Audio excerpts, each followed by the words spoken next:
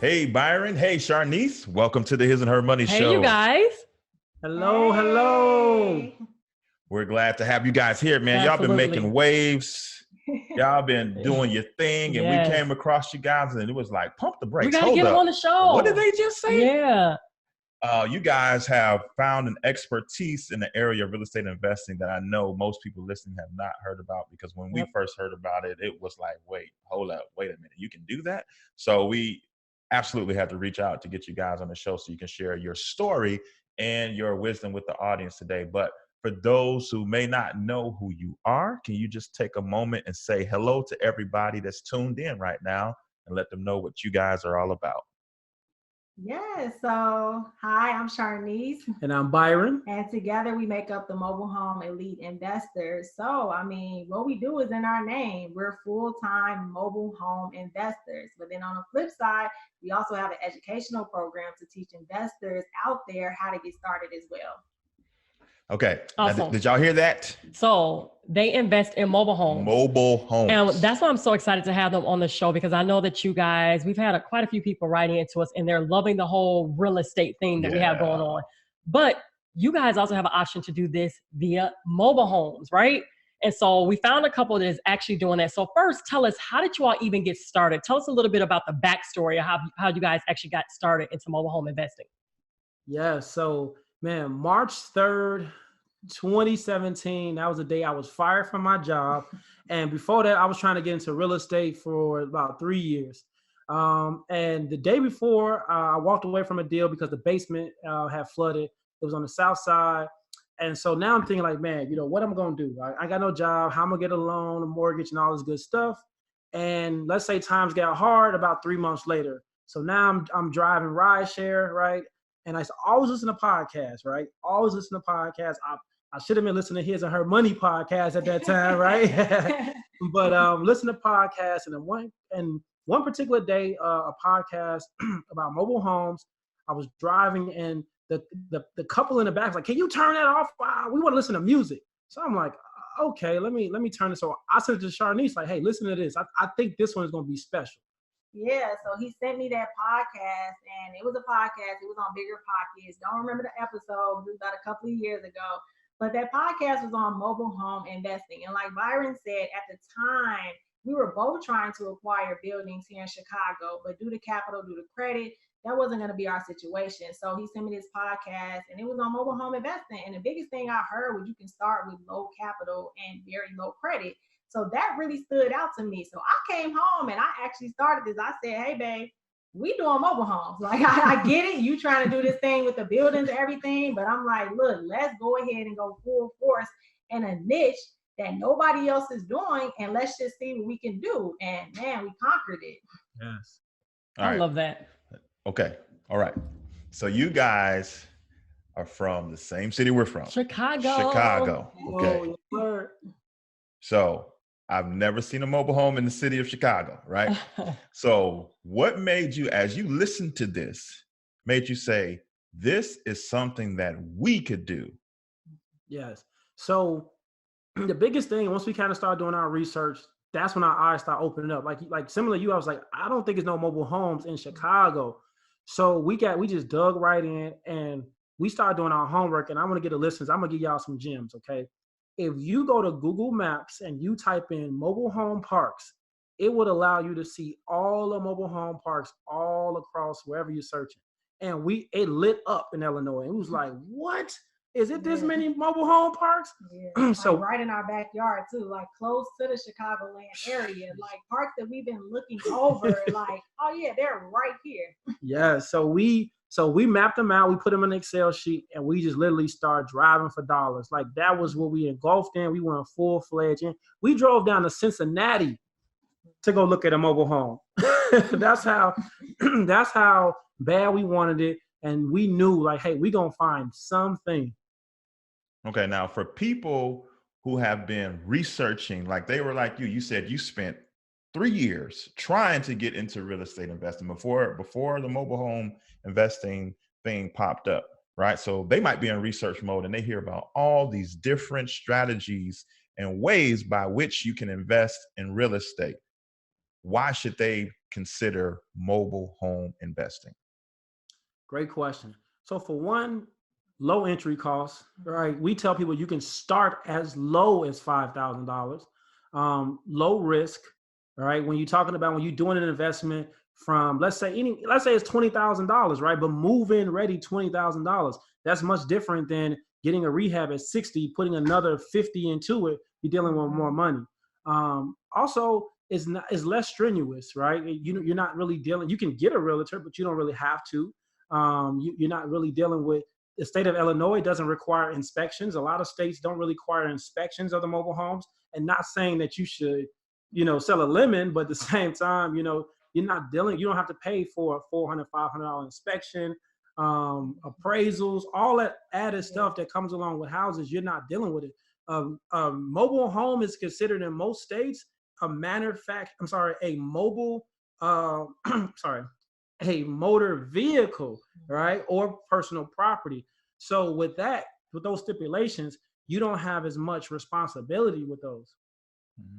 Gotcha. So what do you say to people who say, they're investing in mobile homes, but it's not actually investing in the land, right? Like I'm assuming that you guys, the way that you're making your money is off of rent. Is it still called rent for mobile? Flow. Okay. For mobile homes, is it still called rent when people rent them out, right? Okay. So talk about your process behind that, saying, I think that we can enter into the mobile homes and not necessarily physically buy a building, but you're buying a motor vehicle, as you mentioned, right? So talk about your game plan and why did you guys choose that route?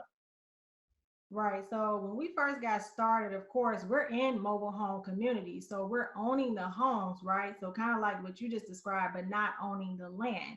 So when we first started out, we focused on flipping the homes. And then, of course, now we also do rent to own cash flow.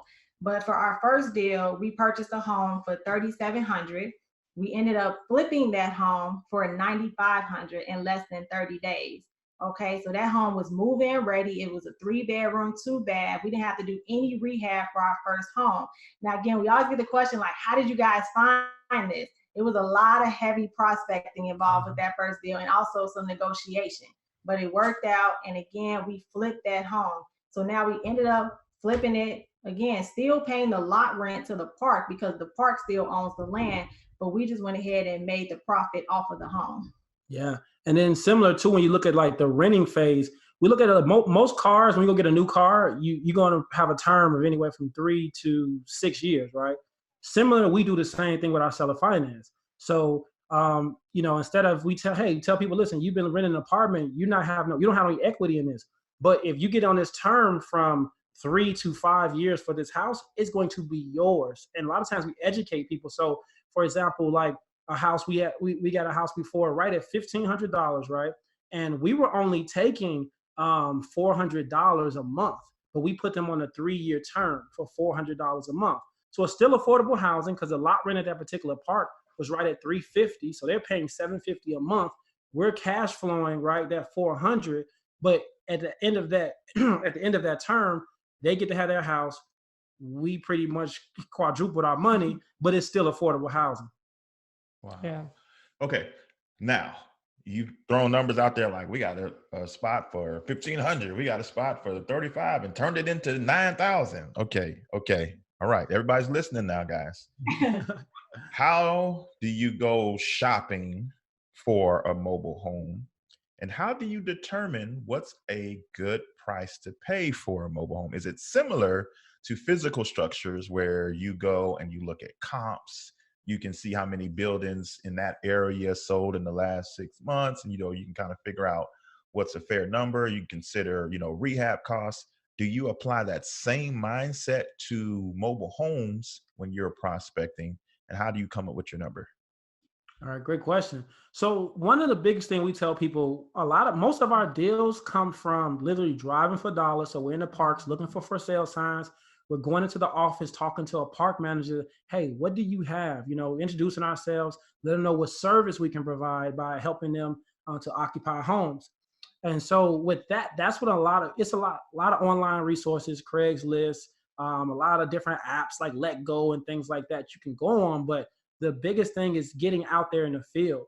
When it comes to comps, like you said, like traditional houses, the only thing you can compare is to the houses in the neighborhood. So the knowledge that we're learning from park managers, hey, are you guys getting cash buyers or are you guys getting people that need payments? And that can help us gauge, are we going to do a flip or are we going to try to do payments? So my biggest thing is for us, we stand at the price range under the $5,000. Like, I don't care if it's a 2019, I'm not paying $40,000 for a mobile home because I'm finding 1991s for $3,000, $3,000. So I'm like, like as long as we can keep finding these, we're gonna stay under this price range. And so with that being said, like when it comes to comps, normally what we do is if we get a house, if I buy a house at 3,000, I'm gonna list it for a 10, right? And I'm gonna see, because at the end of the day, if I get somebody to purchase for 7, it's still a huge win. Mm-hmm. Yeah, that's right. So let's go back a little bit because I think that your story, both of your story, it's so phenomenal and how you guys actually got started. So I don't want to skip over that. So you were driving. At this point, you lost your job and you were driving, wasn't Uber, it was Lyft. Lyft. Okay. So you were driving Lyft and you heard this podcast, you sent it to your wife. Your wife did what she always does, what the woman always does. We get it done. She went home, was like, we're doing this. You all did that, right? So talk about the process from now losing your job, driving, and now owning a mobile home. So walk us through that process. What did you all do? Did you all find a realtor? Like, did you all do all of this yourselves? What did you invest in to learn the knowledge? What did you guys do to actually get your first deal? Yeah, so really, I love that you said let's back up to the story part because I don't think I said that I had lost my job as well around time. Right. So we both had lost our job. And I also, I call myself the app girl because at that point I was doing Lyft, Amazon Flex, Instacart, any app that you can log into your phone and make money, I was doing that because I was already in a mindset knowing that I didn't necessarily want to go back to a sit down 9-to-5 job. I'm like, look, I'd rather hustle these apps until this mobile home thing just cooks up. So that's what I did. Byron, he had that same mentality. And yeah, when we first dug into the mobile home thing, like we didn't get a realtor. Like honestly, this was all us. This was us getting out in the field, researching, finding other potential investors who have done some deals, and just really like learning from the school of hard knocks, like just really getting out there and just seeing it for ourselves. Yeah, because it wasn't too much. It wasn't too much information out there at the time. A few YouTube videos, and it told about a little how, but you had to invest in that program to learn more, and we didn't, right? And I would say that our biggest break where we learned a lot of information. So when we first started, like we were cold calling parks. Like Sharnice had called at least like 175 parks. I called about 100, and we got so many no's, right? And the vice president of a company, which is it was the 5th largest mobile home park company in the country, right? We're 14 billion. The VP called Sharnice and said, hey, you've been calling my parks. What's going on? And Sharnice told him like, hey, look, we knew to this and everything. So he said, okay, cool. You know what? If you guys ever out in Denver, we would love to meet you guys, and we kind of like what you're doing. You got access to most of our parks. We immediately booked that trip. Like we got to get out there. I'm like, if he gonna give us access, I'm like, come on, man, we got to get out there. So yeah, so we sat out there, we sat down, and even in that meeting within itself, like he gave us so much game and just so much like salute for us even like starting this. Being African American as well, coming into a niche where you don't see a lot of people who look like us. He even was like, man, you guys are doing the right thing. Wow. I have so many questions. Wow. First off, that's incredible. I love that. Talk about favor, right? So I love that. So I have another question. How do these parks work? I'm assuming that they're sort of like condos in a sense, right? Where not all condo units allow you to rent out, right, their particular unit. So how does the whole park, how does that work? Yeah, so really we always say you're looking for an investor-friendly park. Now it's over 44,000 mobile home parks in the United States, right? In Illinois alone, we're right over we're 1198 right now. So 1,198 mobile home parks in Illinois.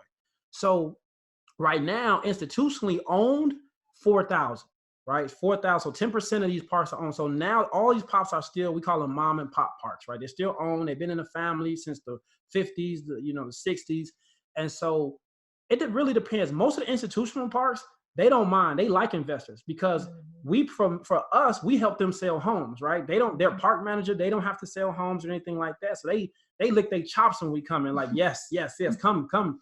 So the older mom and pop parks, they're more the ones who gonna give you more pushback because they want to keep all the margins. For them, they look at it like, why should I sell you this home when I can turn around and make the same amount of money on the home? So that's when you get a lot of that pushback from, you know, some of those parks. But again, when you get like Sharnice now, we only do business in 2 parks now, and it keeps us fully occupied. How many mobile homes have you guys invested in yourselves personally? So now we just hit that, we right at that 25 mark. Yeah. Great. Wow, man, in two years, That's right? great. Going on. Wow. No, it'll be 2 years, January 2020. Yeah. So who actually owns then the mobile homes? I know that we keep talking about parks and things like that. Like, who actually owns the mobile homes? Is it the parks? Are you buying it from the park? Yeah, sometimes we can be buying it from the park itself, but other times we can actually be buying it just from individual sellers who just don't know how to sell their home, or they've been trying to sell their home for so long, and we come in and we offer, you know, what we're gonna pay for it. Yeah, and so when it comes like the ownership, like, so mobile homes are pretty much, again, just like a vehicle. So they have titles. Like in the state of Texas, they got, it's called like SOLs, but they are titles. So for example, in a mobile home park, when you're the title owner, you own that asset, but you're just renting the land, like how you said earlier about like a condo. You're just renting the land, or leasing the land from the park. So you can technically move your home, right? But you don't see that many homes being moved like that. But you have you can definitely still move your home if you like. Everyone knows why life insurance is important, but many of us choose to ignore the reality of what would happen if we were to die suddenly without proper protection. The results could be devastating for your surviving family members, leaving them with a large bill for your final expenses, or even worse, loss of the family home because they can no longer cover the mortgage. Term life insurance gives you peace of mind at a price you can afford. Term life insurance allows you to meet your financial obligations today while still protecting your family's future tomorrow. If you don't currently have a life insurance policy, you are not alone. According to Life Insurance Statistics and Facts, which is a report put out by the life insurance industry, about 43% of the population don't own a life insurance policy in any amount. Wow. Buying life insurance doesn't have to be complicated. Legal & General America make it easy for you to protect your family's financial future. As one of the nation's leaders in low-cost, high-quality life insurance to over 1.3 million families, they know how to protect you. Legal & General America makes understanding and applying for life insurance easy. You can get a free quote by going to hisnorhermoney.com/LGA. The links are also in the description box below. So you all not only have done this for yourselves, but you taught a whole lot of other people how to do it as well.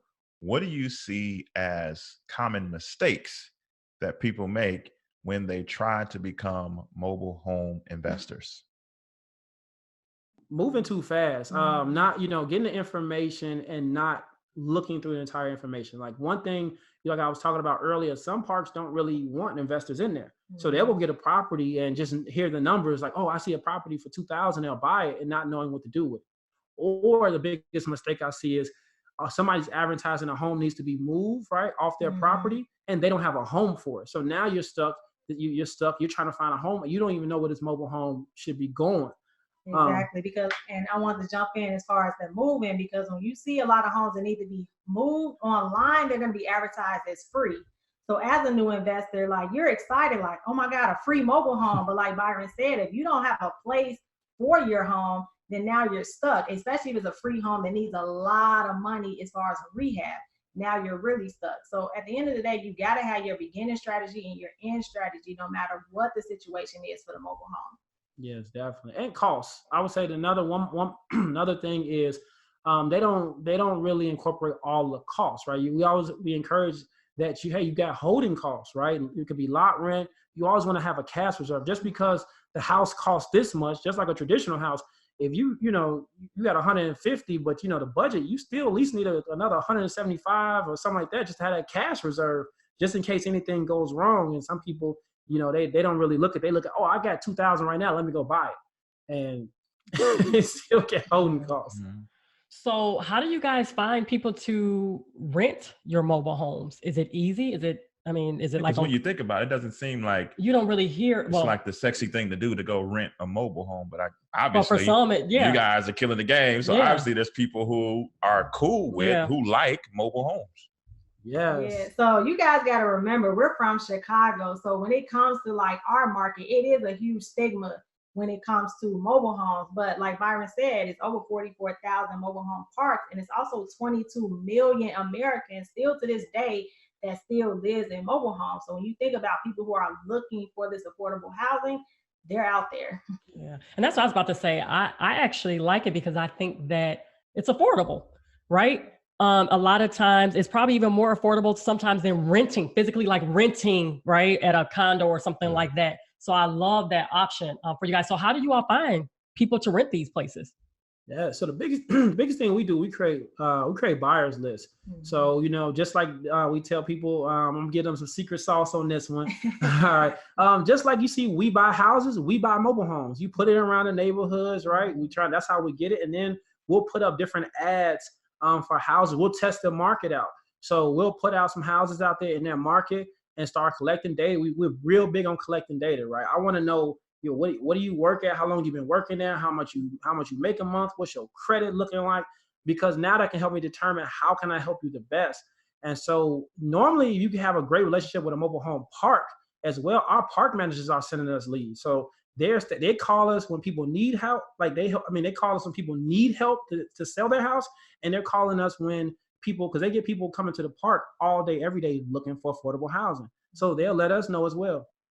All right, now you talked about different costs that we need to consider outside of the purchase. So you mentioned like $1,500, $3,000, $5,000, right, to get a home. Then on the back end, because these prices sound like unbelievable, right? How much work then are these mobile homes look like? On average, how much are you putting into a mean? mobile home? Yeah, to like get it fixed and turn it around. Make to it rent. nice. Yeah. So for us, our formula, we look at we best look at move-in ready homes, meaning like I don't want to pay no more than $2,000 to put into the house.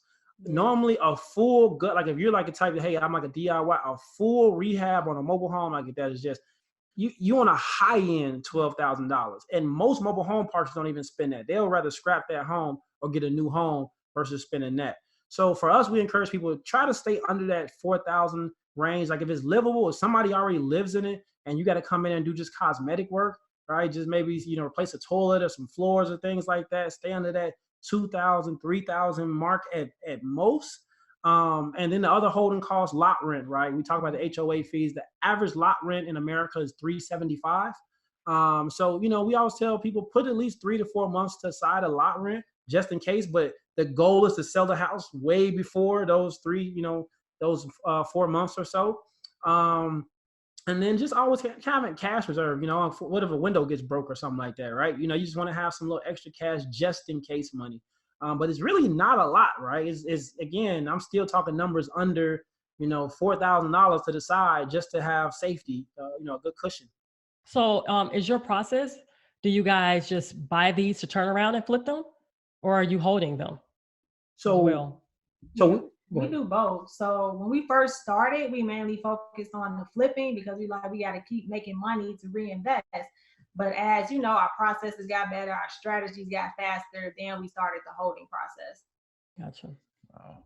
Now, who collects the rent? Because I've never heard a property manager that deals with mobile homes, but you said there's a park manager. So are you collecting the rent? Is the park manager collecting rent? What's that like? So if we have them on terms, right? Let's say, you know, we have them on a term. So it's split up, right? They pay the park their portion of the lot fee. Then they pay us. All of our stuff is online, right? They can either pay directly into our bank account, but we have everybody paying online. Again, I'm gonna give y'all some gems. We use cozy.co, which is pretty much just a free landlord, website. So yeah, we get our payments. They pay, and only time they got to hear from us if they don't pay out. You know, after the 5th, that's when they gonna have to get that phone call. I like that. Now, talk about, because you guys are 25 or so properties in. I'm curious as to how do you decide, because you all do this full time. How do you all decide we're going to bring this much home versus we're going to reinvest this much? Like, how do you take proceeds from property A and move it to try to get property B and property C? What does that look like? Man, so the cool thing, man, shout out our guy Malcolm, man, our economist. He kind of helped us structure whereas our account. So in that business, our account is set up whereas when a profit comes, all right, we give ourselves 50%. So we have that 50%. We allow 30% for expenses, and then we put 15% to the side of that for taxes, and the rest of that 10% is profit. So from us, we really actually, instead of really paying ourselves, a lot of times we taking out that money that we paid ourselves and we going right back out there and reinvesting because it's just addictive, man. I ain't gonna lie, it's addictive. Right. So how long did the process take you guys? For both of you, both lost your job, right? And you all were working hard to try to bring income into the household. How long was the process from that point to you guys actually just getting full-fledged into this mobile home investing? So really, I would say for myself, it took about close to like a year and 4 months for the turnaround. You know, I feel like mine was fast. Like yeah, she on fast course. Byron always jokes and says like, man, I just jumped into this entrepreneurial journey because it literally took me like less than 6 months. Like he can tell you, like I was full force because I told him like I was not going back to a desk job. So that just was not going to happen for me. So yeah, I went full force into mobile home investing. Yeah. And it was like, you know, when you start having those months, you know, our first month we made that 19.5. Then the next month, you know, it was slower to us, but the next month we made it 12,000. Then the next month, it was like it was going down at first. And the next month we made 7,000. We like, but it was still good because like, yo, this is sustainable for both of us. And then we picked back up. And then once we launched the educational piece, that kind of made us kind of go harder because it was like, okay, while we're teaching people, we got to show them as well. So better deals came, more opportunities came, and yeah, it's been fun. Love that. Nice. Talk about your help. So talk about the people that you all have to have in place to help you all run this company. I'm assuming you all have a good accountant, right? So talk about some of the people. Rehabbers. Yeah, right. Rehabbers and things like that. Talk about some of your team. Yeah. So the cool thing when we first started, it was straight family. You know, her father, his friend, I had an uncle that kind of did some of the investing as well. My mom is also an accountant, so I had her looking at some of our stuff in the beginning. Yeah, it's like it was strictly just family at first. Yeah, and as we expanded, then we got a team. And even our team right now, our team is 5 guys. If we need a rehab, we don't use them that much. They kind of get mad at me because I don't really have work for them like that. But, you know, as far as that, you know, with the accountant, we end up reaching out. We got a great accountant / you can say business consultant. And honestly, now we automated a lot of things. You know, CRMs are huge when it comes to the business. And so it kind of allows us we created a system where even our homes, like when it comes, if we purchase a home, we may only go to the home maybe 3 times before we actually sell it. And I mean, literally we showing up to purchase it. We might go out there to take a look and see what we need. Then after that, we sending everybody else out there, put that lockbox on there. And then when it's time to close, that's the last time we see in that house. Talk about the purchase for those who may be looking at purchasing. Are there loans? Are banks giving loans for mobile homes, or is this cash buyers, right? Is this all cash? How's the financing, or if there is financing at all with it? Nice. So most banks do not lend a mobile home. So that's why that nice guy, Mr. Warren Buffett, he got involved in this business. So he owns 2 of the largest mobile home lending companies, 21st Mortgage and Vanderbilt Mortgage Company. So he lends to people who are looking for newer mobile homes. And that's why we offer seller financing, because we understand that most people, they can't go get a bank loan. So with us, we look at it like, let's become the bank. And, you know, with us owning this asset, we can create not only passive income, but we still create affordable housing. And it's a win-win for us all. So let's break that down. So you buy a mobile home with your money, then you find someone to technically be a renter for a while, but they are paying to get to an endpoint to where they become the owners from you. That's what you mean by seller financing, correct? Yes. Awesome. Now let's talk about, because you mentioned accounting, let's talk about the tax implications. Because with the traditional way of flipping, let's just say flipping the house, right? The property or the proceeds that you get, there's capital gains taxes, and you got to account for that, or you got to roll the proceeds into a 1031 exchange to put those taxes off to the side for later on. How does that work with mobile homes? Because earlier you said it's not considered a house, it's considered a motor vehicle. So when you find a mobile home for 3 and then you flip it at 9 or 10, what are the tax implications for you? Oh man, we love it. I love it. So first I'm gonna talk about the property taxes, or I guess you could say, the property tax of the mobile home. So in Illinois, I remember when we didn't really know, we kind of thinking higher taxes. When we first went to go pay taxes for the mobile home, we in Loves Park, and they said, okay, the taxes for the year $167. We like, what? $167 in Chicago? Exactly. Right. So we like, cool. So then again, a story about Indiana. One time I'll go, they tell me I have back taxes on the house. I'm like, oh man, he was so stressed out, you guys. I'm like, yo, so how much? Lay it on me. They said $37. I say, what? For the year. You're not watching the YouTube. You can only see their faces. I pulled out them two 20s. Yeah, real fast. Real fast, like, here you go. So you change your mind and change that number, right? I love it. So normally, for all of our houses, we definitely put the title. I mean, we've learned, to really protect our assets, we put our titles in our LLC, then we roll that over to a trust. So for each individual house, our accountant has it. I'm not sure what exactly they do, but of course the profit that we gain, we pay taxes for that at the end of the year. But I mean, the taxes on the houses are little to nothing. And last tax type question, just out of curiosity, do you get any of the same tax advantages like appreciation, depreciation, things like that? Or is that out the window because this is, again, considered a motor vehicle? Yeah, that's the only drawback. Yeah, you're not getting any tax breaks, anything like that. If there is, man, listen, if you're listening, please let let them know here. But what I love about this strategy though is that because they say in real estate investing, cash flow is king. Yep. And so with mobile home investing, you have the potential to make some great cash flow, just off a few deals and low barrier to entry. So I think that's what's super dope about what you all are doing and what you all are teaching.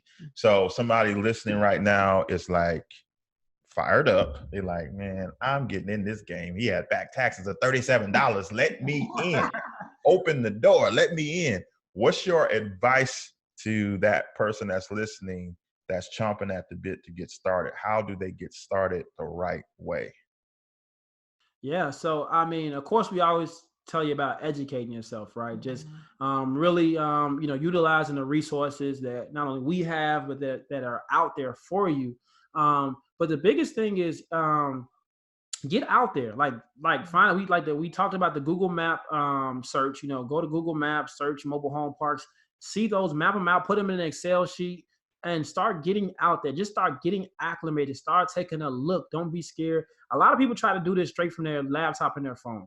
No, and I always tell people, you have to get out in the field. Like, we get people that kind of message us and call us like, is it okay to get out the car? I'm like, yes, get out the car. Go introduce yourself to the sellers. Like, that's what you have to do in this business. This is not an online business. You got to get out in the field. Great advice. I guess maybe the parks handle this. How do you guys handle like snow, and is there grass and things like that? Like, who takes care of the land? Is it the mobile park land, what do you call them? Landowners? Yeah. Are they the ones that take care of it? So you are responsible for that path. So when we first started, that was about building relationships. We had to find out, like for myself, I always find like a young kid. If I see a young kid, I'm like, hey, you got Cash App or you got anything? If you make sure my lawn is mowed, I'm gonna pay you $30 every time you mow it. Same snow, you don't really have to worry about. We had our first, it wasn't really that costly because again, plumbing, we had like some pipes that froze on us. Again, in a regular house, could you imagine how much that cost? But that only cost us $750. But now it's because it was right before that, like that cold polar vortex that we had. Yeah. Our window broke. Yeah. Oh man. Yeah. Wow. It was that cold. It was that cold. Yeah, it was that cold. But the gas company did not come the day before because we were trying to get the gas cut on so we can keep the heat on, make sure the water's running, but they didn't come out in time. And that froze. So normally, I mean, really a tip for you guys, if you, and of course, the climate where it gets really cold, you definitely want to make sure that heat is running, and just kind of just keep a faucet running, throughout the house to kind of make sure you keep that flow of water going. Awesome. Well, I know that a lot of people are like, oh my goodness, I want you guys to teach me. So tell everybody first, where can they find you, and what are some of the tools and resources that you guys have to actually teach them how to do this as well?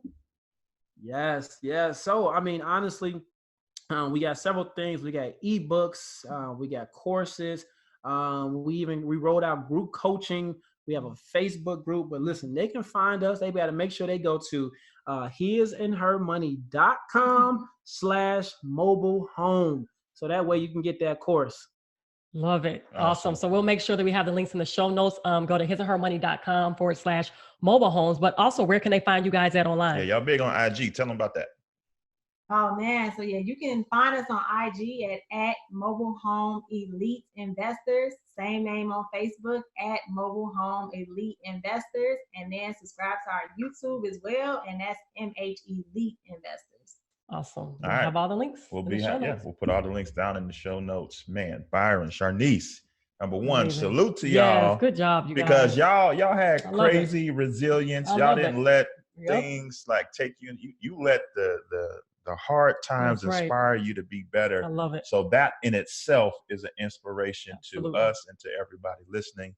And then kudos for you all for figuring this out and then being kind enough to now turning around and sharing what you've learned to help other people elevate as well. So salute to you guys. Thanks so much for sharing with our audience today. Thank you. Thank y'all for having us, man. Y'all phenomenal. Keep doing what y'all rock stars. I love it. I love it.